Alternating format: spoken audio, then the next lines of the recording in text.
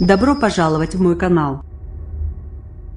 En image, un train reliant Seattle à Portland a déraillé lundi près de la commune de DuPont, dans l'État de Washington. 3 personnes sont mortes et une centaine d'autres ont été blessées. Selon l'autorité fédérale des transports, le train roulait à 128 km/h dans une zone limitée à 48 km/h, 15h40, lundi 18 décembre. Le train 501 de la société Amtrak assure la liaison entre Seattle et Portland avec environ 80 passagers et 5 membres d'équipage à son bord. Au niveau de la commune de DuPont, dans l'État de Washington, nord-ouest des États-Unis, il aborde un tournant amenant à un pont surplombant une autoroute, soudainement, déraille. Les causes de cet accident ne sont pas encore officiellement établies, mais les enquêteurs de l'autorité fédérale des transports ont indiqué ce mardi que le train roulait à une vitesse excessive 128 km/h alors que la zone qu'il traversait était limitée à 48 km/h. Certains des wagons du train ont chuté sur l'autoroute reliant Olympia à Tacoma, percutant 5 voitures et 2 semi-remorques. Lors d'un point presse, Ed Truyer, membre du service du shérif du comté de Pierce, a évoqué une scène vraiment horrible.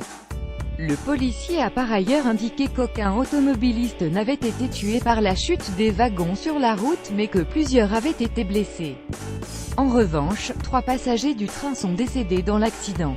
Une centaine d'autres ont été blessés. L'état d'urgence décrété dans l'État de Washington, nous venions de passer la ville de DuPont et je pense qu'on arrivait dans une courbe. Tout d'un coup, on a entendu des grincements et on s'est senti descendre une colline. Puis on a été propulsé sur le siège devant nous, les fenêtres ont explosé, on s'est arrêté, de l'eau coulait du train et les gens hurlaient, a témoigné Chris Kern à la télévision locale KIRO TV. Nous étions juste au sud de la base militaire. De nombreuses personnes sont sorties et ont apporté leur aide. Beaucoup de gens sont sortis de leur voiture avec des vêtements pour aider, a raconté sur CNN un automobiliste qui se trouvait sur l'autoroute lors de l'accident. L'état d'urgence a été décrété dans l'État de Washington.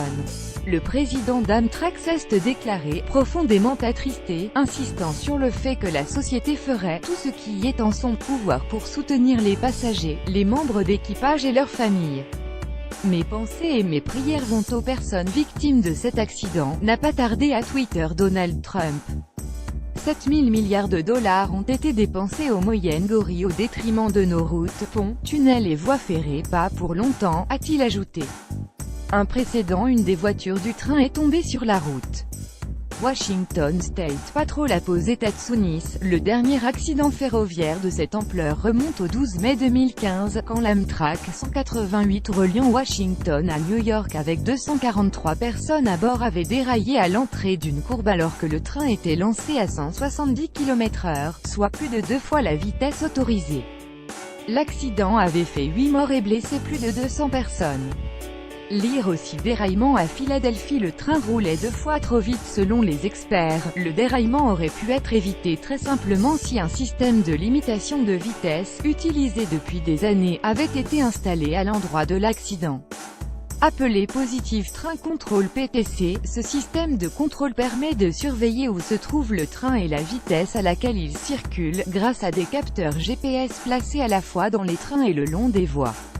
Un système informatique centralise les données et empêche tout excès de vitesse, tout feu rouge grillé ou toute collision avec un autre convoi en agissant sur la locomotive à la place du conducteur pour freiner s'il va trop vite, ou l'arrêter complètement si un obstacle a été détecté sur les voies par exemple. La chute du train a bloqué l'autoroute. Rachel